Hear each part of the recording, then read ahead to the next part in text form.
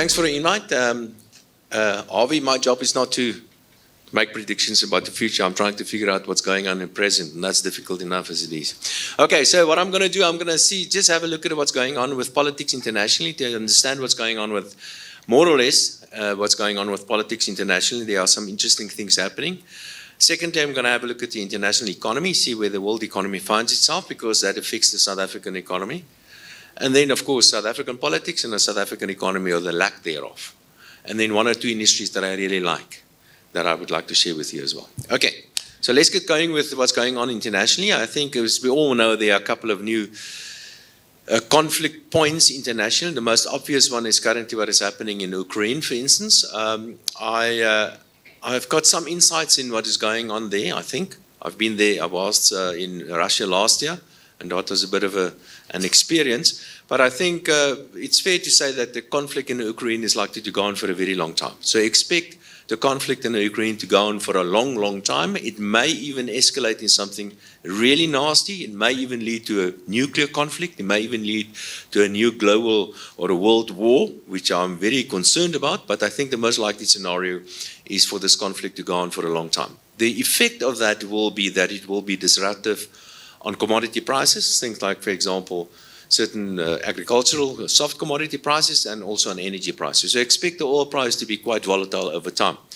On the oil price itself and some other energy prices, I'm not too concerned about, because I think the Western world is trying to find alternatives. I think the frackers in the US will come to the party again, and eventually the oil price is probably likely to hover around about $75, $80 or so. I also expect that the Venezuelans will be allowed back into the world energy markets, and I think they will start pumping some oil as well. So my suspicion is that oil prices, and most likely scenario, or energy prices generally speaking, are likely to stabilize at an oil price level around about $75, $80 or so a barrel. So expect that conflict to go on for a long time, but potentially that can disrupt all sort of commodity prices internationally. A second potential conflict that is, of course, around what is happening in Taiwan. Xi Jinping made it very clear that he wants his legacy to be that he unified China, which means that he will take over Taiwan. And if that should happen, that can lead to another potential global conflict.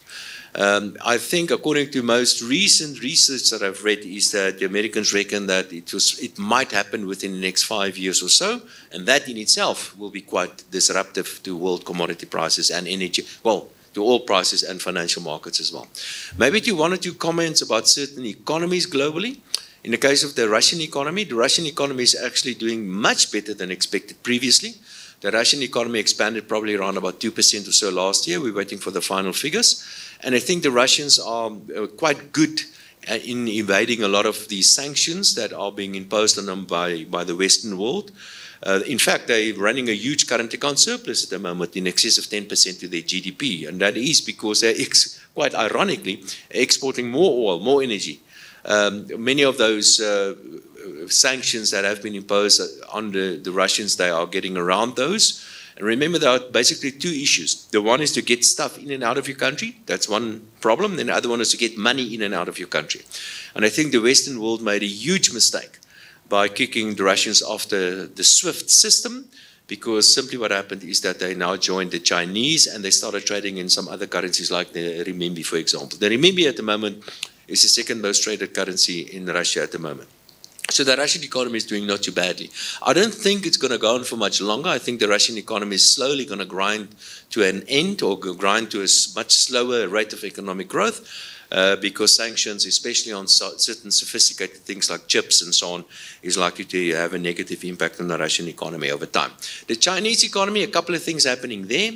Very interesting, I think, is that the first time this year the Chinese economy, the population in China will slow down, so there will be the population will be getting smaller.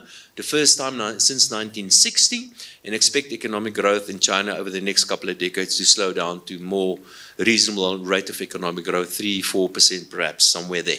We saw the economic growth in China first quarter of this year, 4.5%, but I think there are many technical reasons behind that. So the Chinese population is actually contracting, which is quite unusual, because usually countries get rich before they get fewer.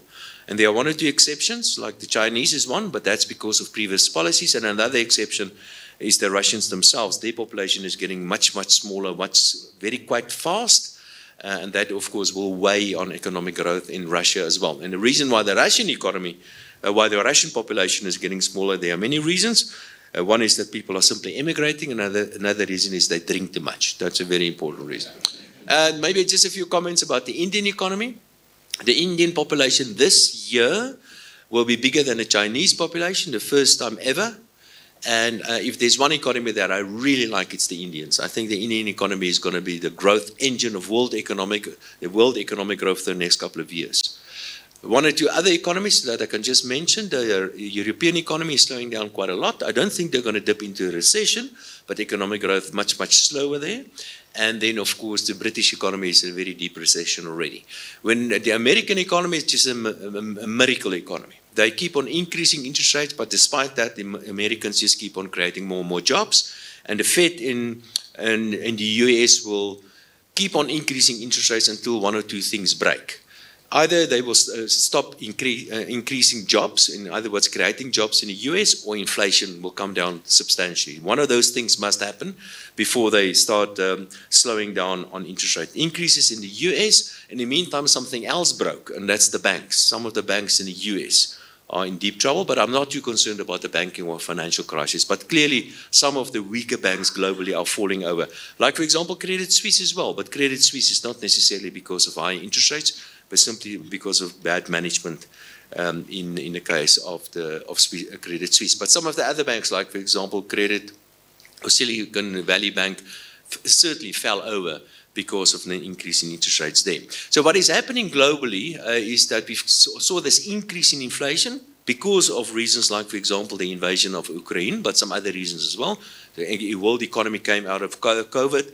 That resulted in this increase in demand globally, as well as very expansionary fiscal policy approach by most governments internationally, leading to this surge in inflation. Central banks keep on increasing interest rates, and as they increase interest rates, economic growth is slowing down.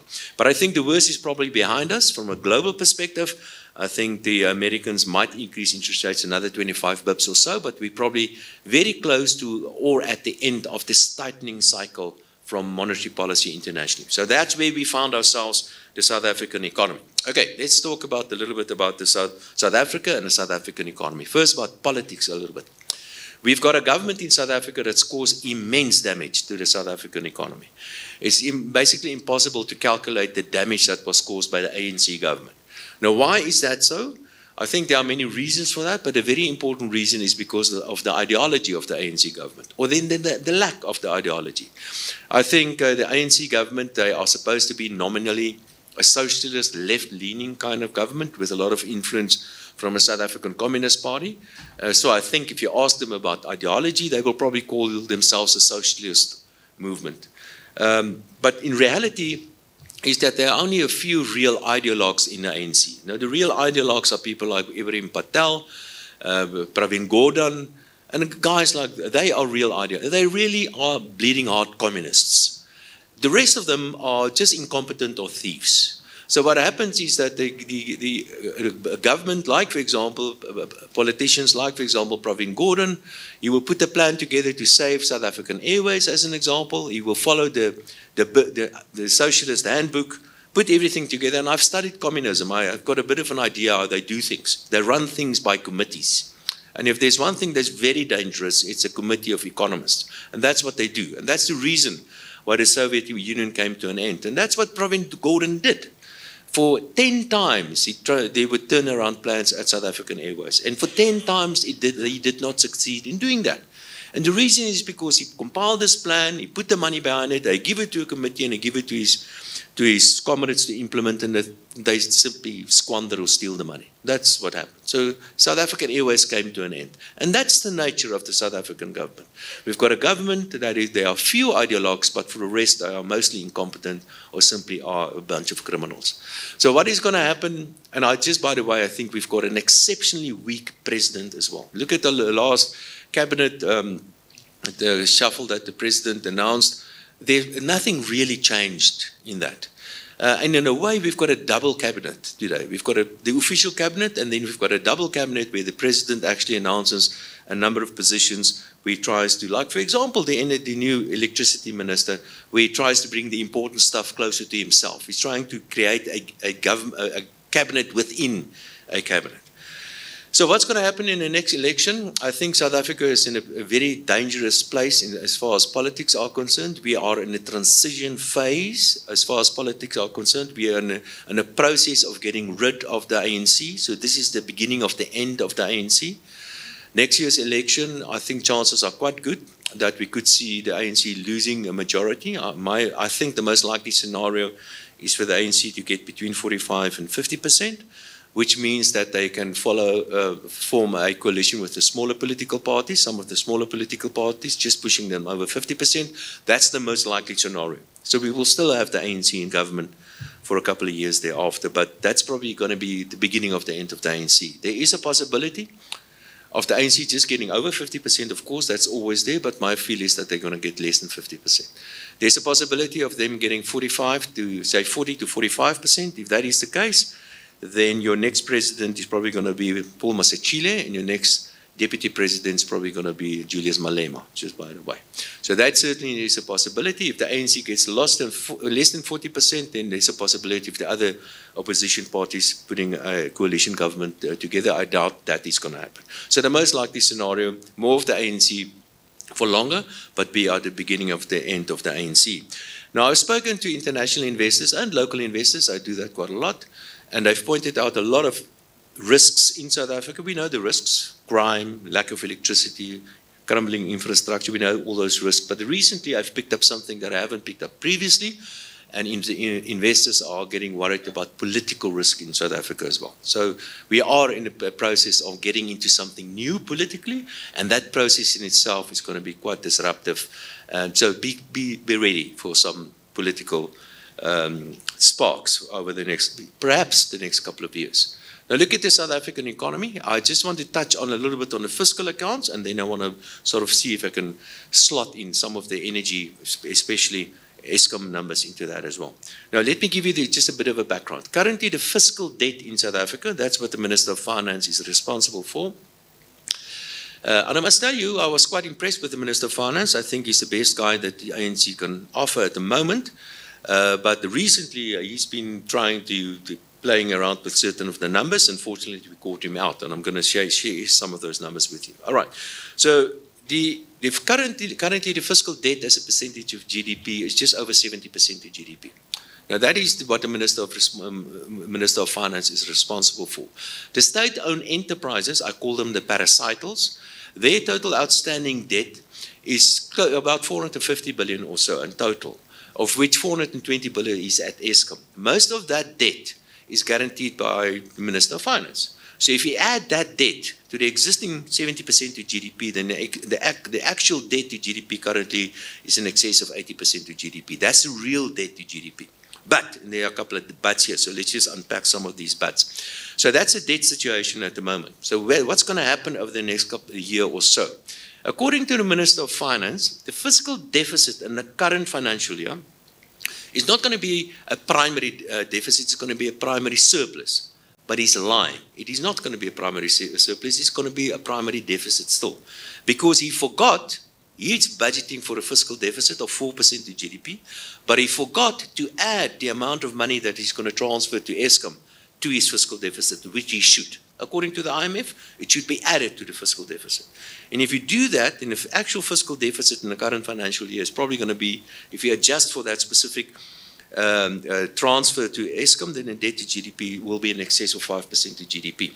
But there's another problem, and that is the economy is not to grow. It's not going to grow this year. I'm going to get back to that just now. So we're talking about economic growth. A best case scenario for the economy is for an economy that is going to grow. I'm talking about 0.1%. That's the sort of scenario, the best case scenario. Chances are quite good that we are already in a recession in South Africa. So that means that if you calculate the ratio, fiscal debt to GDP, you've got a smaller GDP now, that means that the fiscal deficit to GDP is probably in the region of about close to 6% to GDP. Now, this is getting seriously big now. So if you adjust that and see what's going to happen over the next year or so on the fiscal debt numbers, remember we had just over 70% to GDP. If you adjust that for the transfer of Eskom as well, we're talking in the region of about 72, 73% of GDP. If you adjust that for the effect of a smaller GDP, we're talking 75, 76%. And if you add the rest of the guaranteed debt, to the balance sheet of the Minister of Finance, total debt to GDP ratio is probably going to be in the region of about 85% of GDP. Now, this is getting unsustainable. We can't, I mean, we simply cannot afford this. If you look at the debt of Eskom as an example, the Eskom outstanding debt at the moment, 420 billion. Of that 420 billion, approximately, now I say approximately 200 billion of that will be transferred, slightly less actually, about 150, 180 billion will be transferred to the Minister of Finance. Because the Minister of Finance said in the budget he's going to transfer 254 billion from Eskom's debt to his own balance sheet. But it's not going to be 254 billion. It's actually a small amount of that because the rest is interest. Okay. So if you the total outstanding debt of Eskom currently 420 billion, and Eskom is completely financially and operationally has been run into the ground. It's completely bankrupt. The thing doesn't work anymore. There are currently 40,000 people working at Eskom with an average monthly salary of 70,000 rand. Last year, they demanded and they got a 7% increase to the workforce at Eskom, which is irresponsible to get a 7% increase for people that are overpaid as it is in any event. This time around, they're asking the NUMSA is demanding a 15% increase, plus all sort of bells and whistles. They wanted. Now, I would like to see if the Minister of, because in the end it's Pravin Gordhan, by the way, that allowed for all these increases. And Pravin Gordhan is probably the worst Minister of Finance we've ever had in South Africa. I don't know why people think he walks on water. Go and see what happened while he was the Minister of Finance, what happened to the fiscal deficit. He set the ball rolling to get us into the fiscal troubles in which we are in at the moment. He started, and he's the Minister of State-owned enterprises at the moment, and I would like to know if he agreed with that 7% increase in the civil of the wage bill of Eskom last year.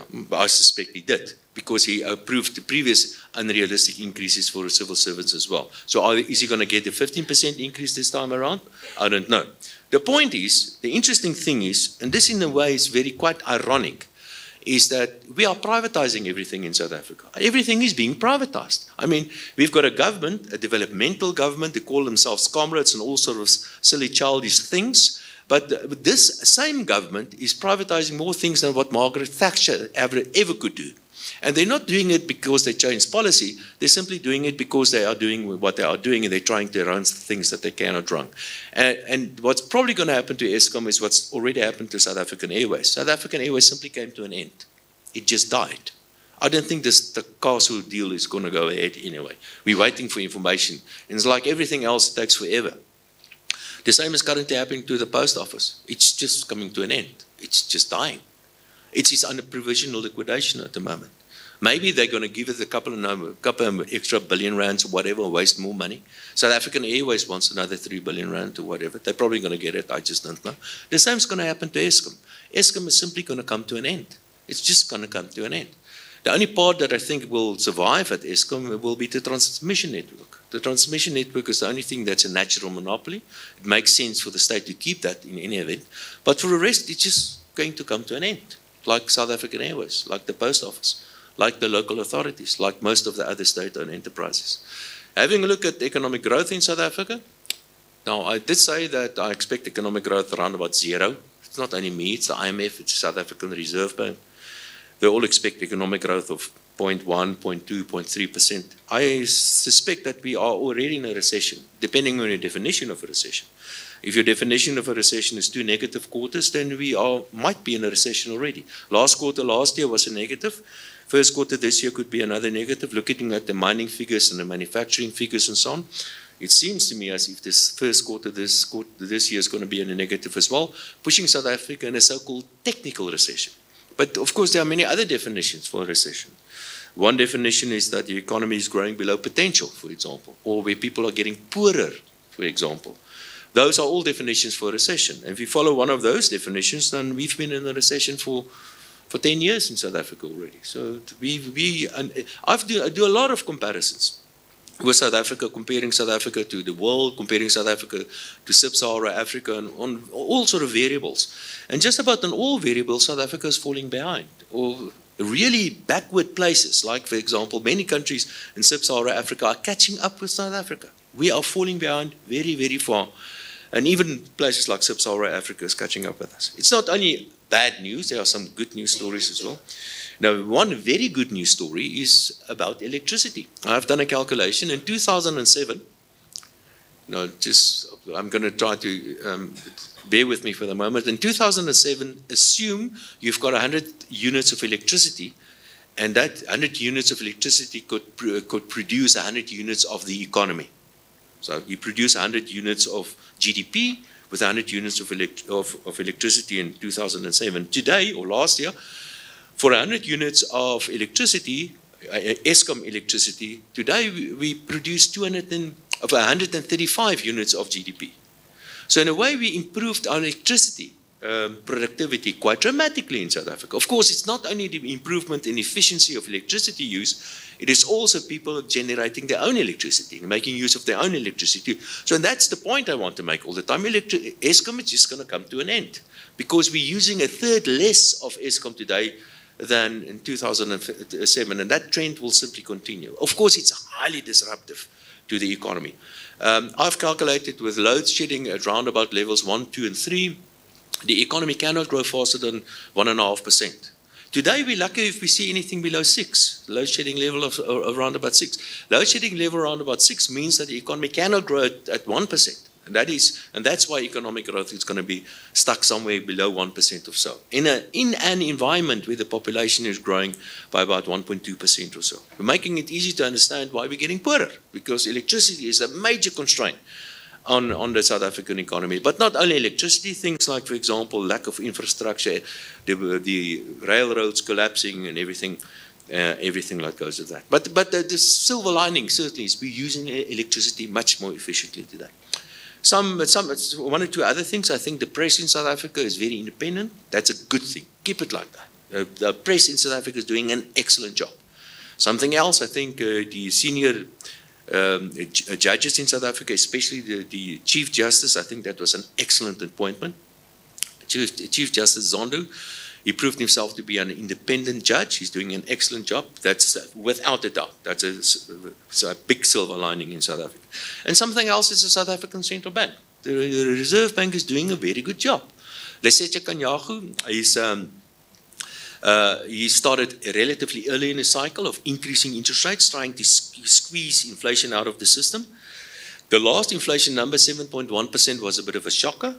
I think the Reserve Bank is likely to increase interest rates again, but not by much. I think another 25 bips. I think we're close to that upper turning point on inflation, and therefore also an upper turning point as far as interest rates are concerned.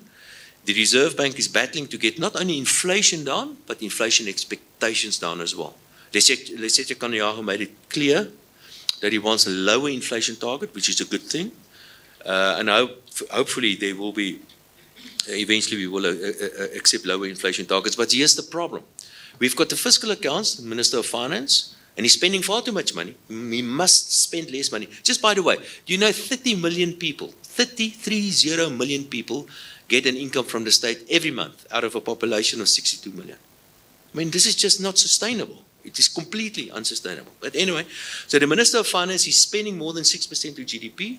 That's the expansionary fiscal stance because of the huge fiscal deficit. While the Lesetja Kganyago is trying to stop the economy, dampen demand in the economy by increasing interest rates because inflation is becoming a problem. So what we have in situation is the fiscal accounts is stepping on the fuel, while the Reserve Bank is stepping on the brakes. And that will keep that, and until we get more synchronized macroeconomic policy approach, I'm afraid this conflict between fiscal and monetary policy will remain with that.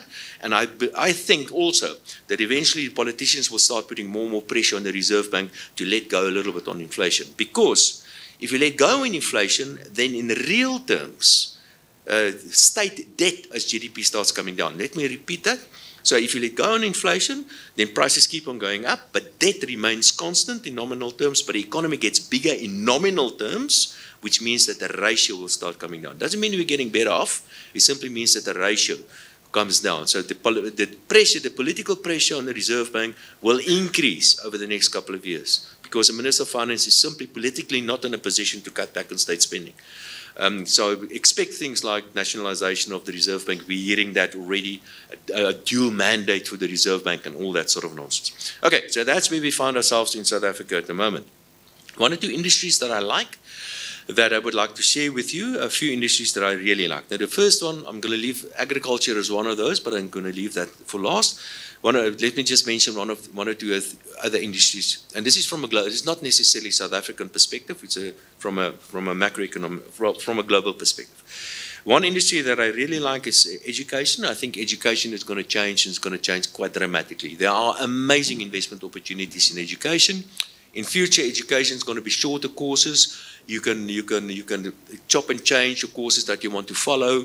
Some people can go faster or slower, whatever the case may be. Technology will allow you to really put a course together that really suits you. And education in the future will be something that we will keep on doing until you die. That you die. This idea that you get a qualification and then you're done, that's certainly old school. In future, qualifications will be much less important, and skills will be far more important. That's where the emphasis is going to be. And what's also a good thing about education in future, people will be allowed, it will be possible even for poor people. As long as you've got a good internet connection, you will have access to world-class education. So that's good. Education is one of those industries. Another industry that I like is personalized medicine and wearables, these watches and things. These watches can measure things, as we know. Even I see a new one that they can even measure your blood pressure and even your sugar in your blood. It can be measured through your sweat and things like, for example, oxygen levels and all that. And that coupled with genetic profiling creates amazing opportunities at all sort of levels. So in future, you won't get a Disprin or antibiotics you will get an antibiotic that was built for you personally. So there are many investment opportunities there as well. Another industry that I really like is finance. Finance is changing quite a lot, and expect some more changes to come, especially in things like, for example, payment systems. But not only that, but the nature of money is likely to change as well. I'm referring to things like, for example, so-called cryptocurrencies. So I think cryptocurrencies, private sector cryptocurrencies, or digital currencies is actually a better word, will continue to play a very important role in the economy and in finance. But what we're probably going to see in future as well is central bank digital currencies. Now, central bank digital currency, the introduction, that it exists already. It's nothing new. It exists already. We're going to see that in South Africa as well. But a central bank digital currency, what it basically means is that you, for all practical purposes, open an account at the central bank. At the moment, individuals are not allowed to have an account at the central bank. Only banks are allowed to have accounts at central banks. But if you have a wallet, a central bank digital wallet, it basically means that you will have an account at the central bank, which will open up questions about the future of banks. And I think the future of banks is going to look different. What it's going to look like, I'm not sure, but I think the function of banks is going to be significantly different from what we have become accustomed to. Banks will have a different function in future. Today, banks are basically deposit takers and lenders. That's what banks do. And in future, if they don't take that much deposits, then of course the function of banks will change. How that is going to play out, I'm not sure, but I'm pretty sure things are going to change. Just keep in mind also that central bank digital currencies are programmable. So digital currencies are programmable currencies. And a programmable currency means that whoever is in charge of that currency has got huge power over whoever uses that currency. Let me give you an example. The central bank may decide that people drink too much, so they will program the central bank digital currency so you won't be able to use this to buy brandy, argument's sake. So that can happen. And in fact, that is happening in a way already. Because in China, if you say bad things about government on your website, then you get all sort of negative social marks and you can't buy a train ticket. So that's the reality. That's immense power in the hands of whoever is in charge of a digital currency. And they can decide to punish you and to take 10% away from your money, as an example, that sort of stuff. There are certain benefits, but watch out, this is Big Brother on steroids. So finance is some major changes happening, and then the last one, of course, is agriculture. I think agriculture is one of those industries that's going to it's already making amazing progress. Now, agriculture is a typical dirty industry. Agriculture is part of the primary industry. And if you look at the typical business model of agriculture in South Africa and many places in the world still, it's one guy, he's responsible for the whole operation, and the farm belongs to him, he's the personnel manager, he's a financial responsible, he go and borrow money at the bank and put it into his farm, and he takes off the harvest and go back, pay back the bank, that sort of stuff. That is a basic business model of many farms today. Now that's going to change. Farms are becoming, or agriculture is becoming corporatized. Agriculture is not a primary industry anymore. A lot of value add happening in agriculture is actually happening in the tertiary part. A geneticist is a very good example.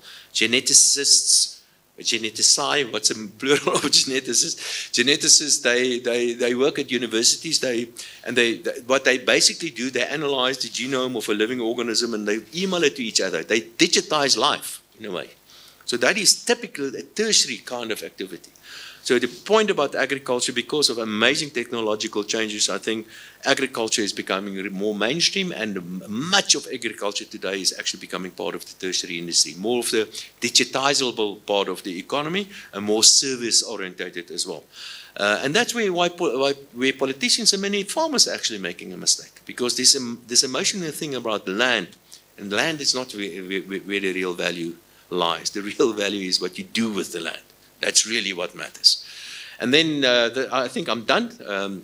So I'm a little bit over my time. I just want to make a last comment. And so people just about South Africa again. People ask me, should I emigrate? And I think that's the wrong question. Again, if you look at the composition of economies today, it's not about whether you should emigrate or not. What is important is to understand where the modern economy is going, what is happening in the modern economy, and a couple of things that you need. First of all, if you live in South Africa, you must be safe. It's a dangerous place. They kill you here. So you must be safe. You have to make sure that you have the necessary skills. That's very important. You must be sure you've got the hardware and you've got a good internet connection. Then it doesn't matter where you are. So stay here. We've got nice weather, nice steaks, nice brandy. South Africa is a nice place to be.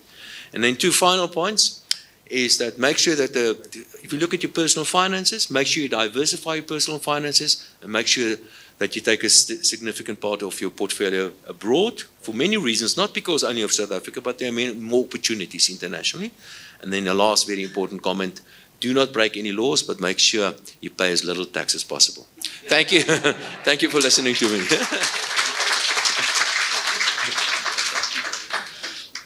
Baie dankie. Thank you, Dawie. Entertaining as always. I think I'm going to allow maybe one question. Is that okay, Willie? To Dawie. So, Jack, I'm going to give somebody else. You can have your question at the panel when we sit. Anybody else for a question? If there's nobody else, I'm going to give Jack the opportunity. No other questions? Okay, Jack, you've got the mic. Can we have the mic? Yeah? You're in front? Thank you. Thank you very much. I just wanted to find out your thoughts on Telkom, taking into consideration that their value proposition at the present moment is OpenServe, and there has been various interested parties in terms of acquiring Telkom, and the government is a major stakeholder. Yes. And they're going through a Section 189. And the second one, your thoughts on Transnet from a leadership perspective. Yes. In terms of the sustainability of the leadership, taking into consideration that there has been many challenges in terms of cable theft, yes, availability of locomotives, the unsustainable rail infrastructure, where we have seen an evolution from rail to road, yes, which impacts producers in this room from an export perspective and a cost price perspective to the end user. Okay. Thank you. Thank you. I'm not an expert in telecom. One or two things perhaps about telecom. Telecom was one of those state-owned enterprises, well, semi-state-owned enterprise, that was actually quite successful until fairly recently. The share price came down quite a lot. I understand there's some financial issues, but I'm not an expert in that. What I would like to see in telecom is for the state simply to sell it, to sell their stake in telecom. So, but I'm not an expert in telecom. As far as the other infrastructures, not only railways, but infrastructure in South Africa is concerned, that is a huge obstacle to economic growth in South Africa. I guess you guys in agriculture, you are faced with major obstacles because of the trains are simply not available. But I speak to the guys in the mining industry. Yes, they're suffering, those guys. The answer to this is probably what is happening in what's a Cape Town? There's a town in Cape Ceres, I think it is, where they've got a private rail from Ceres to town to the harbour, apparently, and it's run by a private company, completely private. It works fine. I think that's perhaps the answer to the end, is that the private sector will start taking over this stuff. But of course, because the railroads are not working properly, the roads are being destroyed by big lorries and stuff like that. But yes, that is a major obstacle to South Africa. I can't see that being resolved soon.